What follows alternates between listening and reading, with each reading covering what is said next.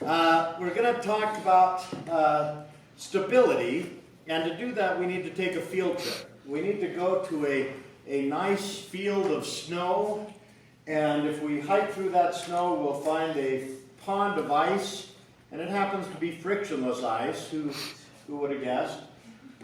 We put a standard meter stick down on that ice, and if I push on that meter stick with a 50 Newton force to the right and a 50 Newton force to the left, I taught you that when you add up forces, that gives you net force of 0.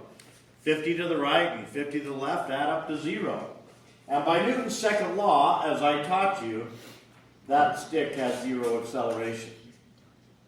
However, if I apply that 50 newtons to the right there, and that 50 newtons to the left there, I still taught you that that adds up to 0.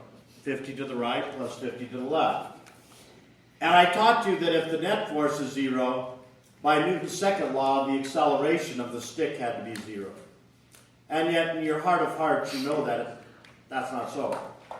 You know that what's going to happen is that thing is going to rotate.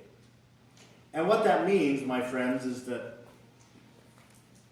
I lied to you. I lied. Okay? However, there is a point on this stick that doesn't accelerate. Which is it? At the center. Sure enough. And so my lie was a tiny one. There is a point that obeys Newton's second law. We call that point the center of mass. Now, up until now, we've dealt with small things that we haven't worried about their rotation, or we've thrown them in such a way that they didn't rotate. And in those cases, we could ignore the truth. Okay? And when we drew our free body diagrams, no matter how complicated the object, we drew it as a dot. And that dot represented the center of mass of the object. And we didn't care where the forces were applied on the object. We just cared, are they to the left, are they to the right? That's what mattered. Well, now, if we deal with rotation, the truth is a little bit different than what I taught you.